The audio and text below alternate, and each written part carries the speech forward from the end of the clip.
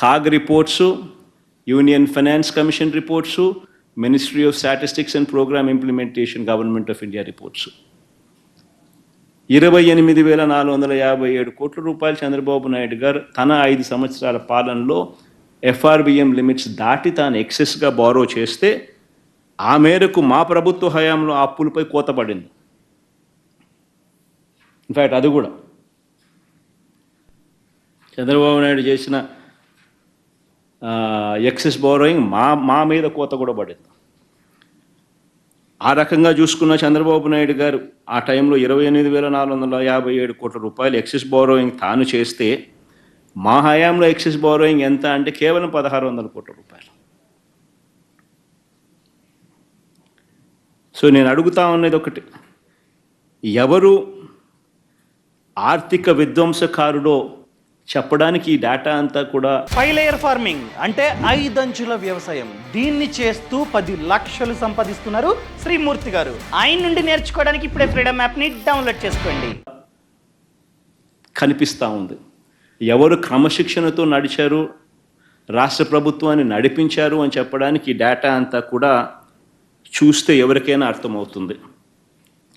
ఈ మనిషి ఇప్పుడు సూపర్ 6లు, సూపర్ 6లు, సూపర్ 7లు ఇవన్నీ కూడా ఎగ్గొట్టడానికి ఈ మనిషి ఒక భూతం ఉన్నట్టుగా ప్రచారం చేసే కార్యక్రమాలు చేస్తూ ఉన్నాడు. వాస్తవం చెప్పాలనంటే చంద్రబాబు నాయుడు గారి హయాంలో కోవిడ్ లాంటి మహమ్మారి ఎప్పుడూ లేదు. 2 సంవత్సరాలు కోవిడ్ లాంటి మహమ్మారి వైఎస్ఆర్సీపీ ప్రభుత్వం అధికారంలోకి వచ్చిన తర్వాత మా ప్రభుత్వం హయాంలో కోవిడ్ లాంటి మహమ్మారిని చూసాం. ఎప్పుడు చూడాల.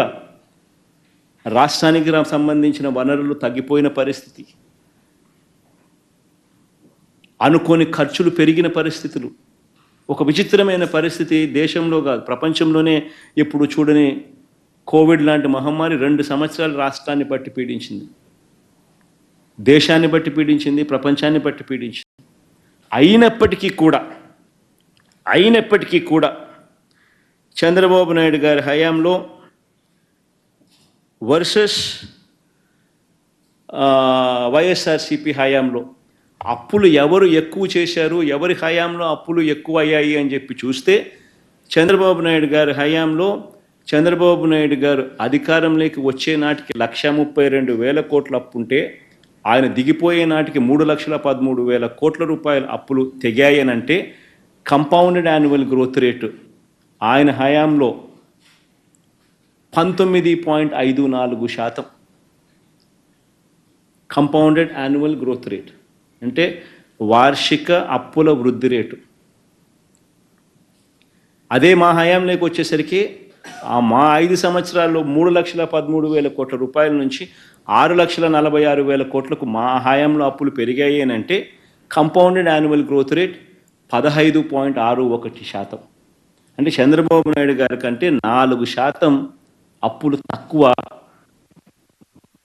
మా హయాంలో జరిగినట్టుగా లెక్కలు క్లియర్గా కనిపిస్తూ ఉన్నాయి.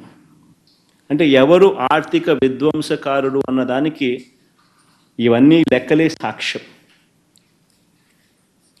నేను అడుగుతా ఉన్నది ఒకటి, ఈ 6,46,000 కోట్లకు నాన్ గ్యారంటీ అంటే గవర్నమెంట్కి అసలు మామూలుగా అయితే ఇది బడ్జెట్లోకి కూడా రాదు. ఎందుకనంటే సెంట్రల్ గవర్నమెంట్కి కూడా ఎస్బీఐ ఉంటుంది, సెంట్రల్ గవర్నమెంట్కి కూడా ఐఓసి అనే ఇండియన్ ఆయిల్ కార్పొరేషన్ ఉంటుంది, హెచ్పిసిఎల్ అని ఉంటుంది. వాళ్ళు చేసిన అప్పులు సెంట్రల్ గవర్నమెంట్ ఖాతాల్లోకి రావు. హిందుస్థాన్ పెట్రోలియం కార్పొరేషన్ చేసే అప్పులు సెంట్రల్ గవర్నమెంట్ ఖాతాల్లోకి రావు. ఇండియన్ ఆయిల్ కార్పొరేషన్ చేసే అప్పులు సెంట్రల్ గవర్నమెంట్ ఖాతాల్లోకి రావు. స్టేట్ బ్యాంక్ ఆఫ్ ఇండియా చేసే అప్పులు సెంట్రల్ గవర్నమెంట్ ఖాతాల్లోకి రావు. అవన్నీ పబ్లిక్ సెక్టర్ అండర్టేకింగ్స్, వాళ్ళ అప్పులు చేసేటివి. అవన్నీ నాన్ గ్యారంటీడ్ అప్పులు అంటారు. అంటే స్టేట్ గవర్నమెంట్కు సెంట్రల్ గవర్నమెంట్కు సంబంధం లేదు అప్పులు. అటువంటి అప్పులు కూడా ఏదన్నా ఉంటే రాష్ట్ర ప్రభుత్వానికి ఉండేటి ఏదైనా ఉంటే అవి కూడా తీసుకోండి. నేను అవి కూడా ఒక అడుగు ముందుకు మామూలుగా బడ్జెట్లోకి రావు. అయినా కానీ చంద్రబాబు నాయుడు సాటిస్ఫై చేసేదానికి అవి కూడా తీసుకోకపోండి అని చెప్తాను.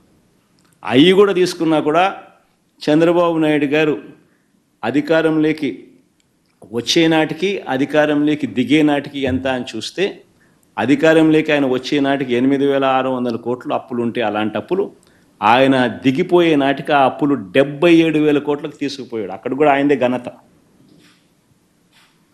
మా హయాంలో అటువంటి అప్పులు 77,000 కోట్ల నుంచి తగ్గించినాం. ఓ 2,000 కోట్లు, 75,000 కోట్లని అక్కడే ఉంది, ముగిసింది. అంటే ఆయన హయాంలో 54.98% compounded annual growth rate non guaranteed అప్పులు పెరిగిన శాతం. మా హయాంలో అది తగ్గింది, -0.48%, -0.48%.